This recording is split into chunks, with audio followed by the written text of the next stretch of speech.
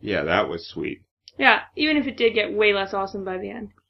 Well, we're done talking about that one. What are we going to watch next? Well, you got to pick last time, so I think I should get to pick this time. No shoujo. How about Gundam Wing?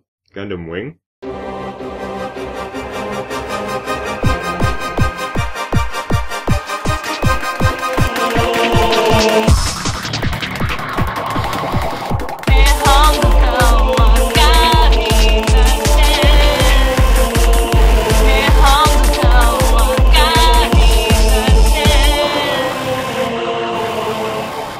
Anime Indecision.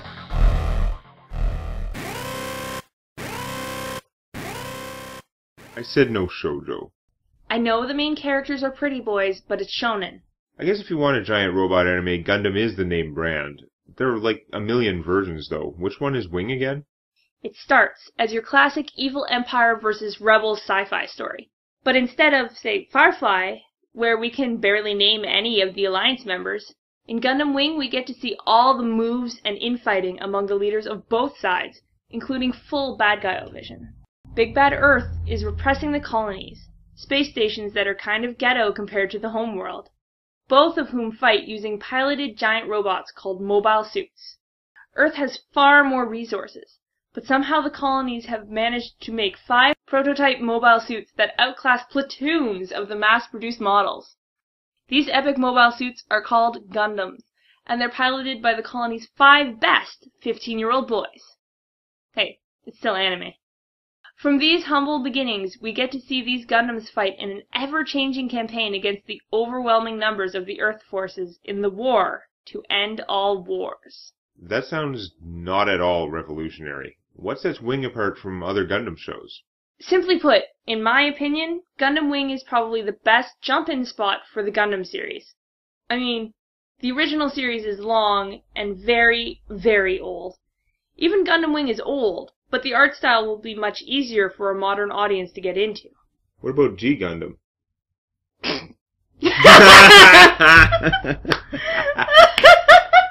Oh, G Gundam!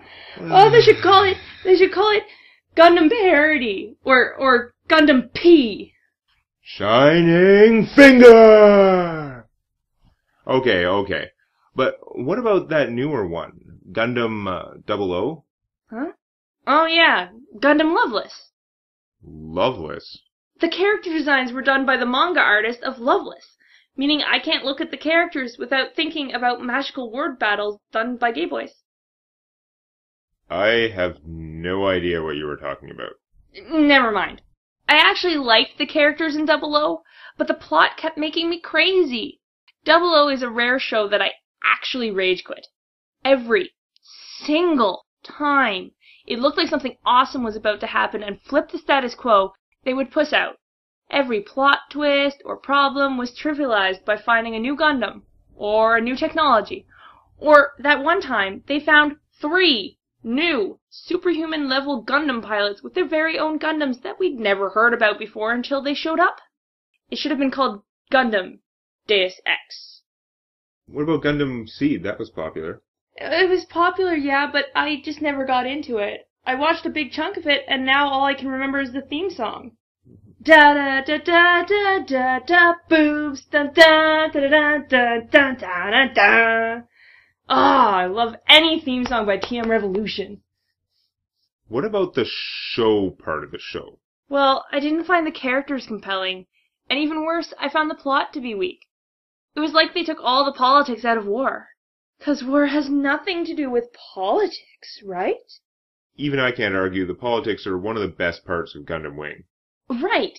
You once said that Gundam Wing without the Gundams was an awesome show. Without Gundams and teenagers.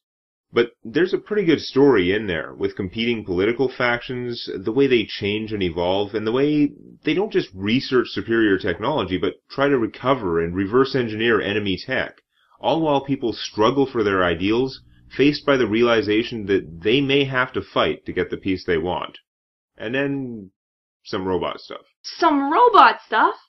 Giant robot battles are one of the top 5 things Japan is famous for. The others being? Karaoke, weird porn, gojira, and adorable things you have to collect large, never-ending quantities of. Pokemon aside, I'm serious. The robots are cool, the battles are well animated, but they seem to exist in a separate world from all that realism they were trying to build up. The battles are more there to show you how the characters are feeling than to actually advance the plot. Half the time, the Gundam pilots can scythe through legions of mobile suits, even if they're piloting a Leo, the suits that normally explode if you hit them in the arm. Meanwhile, if they're depressed or stressed out, or just if the plot demands a crushing defeat, then a single Leo, piloted by an unnamed dude with a cold, can suddenly blow right through their Gundam's unobtainium armor. That seems a little unfair. The whole idea is that the 5 super robots piloted by the 5 uber pilots could beat throngs of enemies. It's a central conceit of the show. And the idea that a 15-year-old boy might lose a battle against seasoned soldiers because he's flipping out seems pretty valid, actually. But the mobile suits, they're badass. There's an angel one, a demon one. It's called Death Scythe Hell in the movie. Chinese one, an Arabic one. Piloted by a blonde-haired, blue-eyed kid. The heavy artillery one. Heavy arms. Exactly as powerful as the others, but with the superpower to run out of ammo whenever it's convenient to the plot.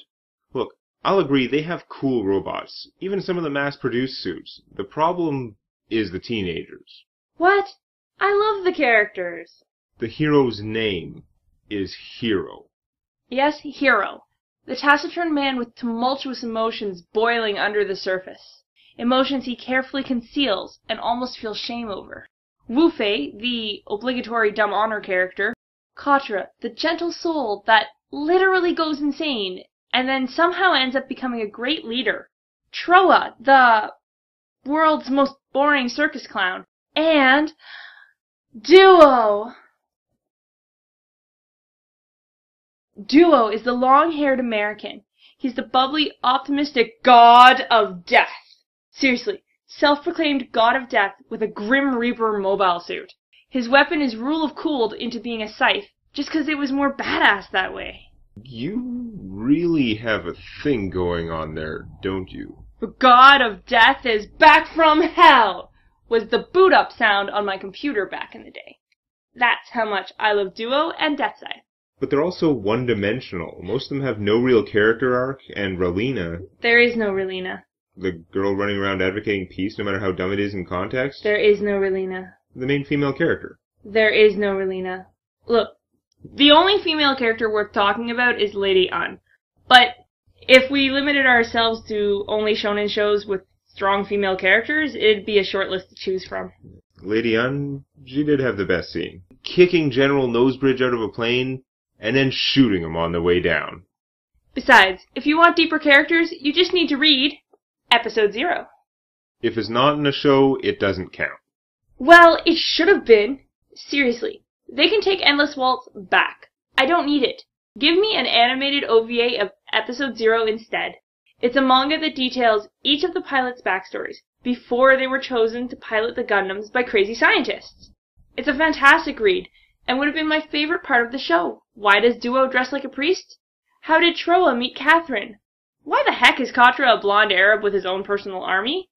Read Episode 0. I don't know, this series just had so many facepalm moments. It's good to have a little cheese with my action. It rarely gets overbearing, and it can be a nice break. Just because you can laugh at a show doesn't mean it's not also awesome, or not worth your time. True. Alright, I guess I could watch Wing again. I can't wait to see the knife-throwing scene again. Thanks to the Toonami-edited dub, it's always been one of my favorite scenes. Yeah, the show actually was pretty awesome all in all, and I never did do a full rundown comparing all the Gundams in my combat chart. Excellent! Let's get our giant robo on!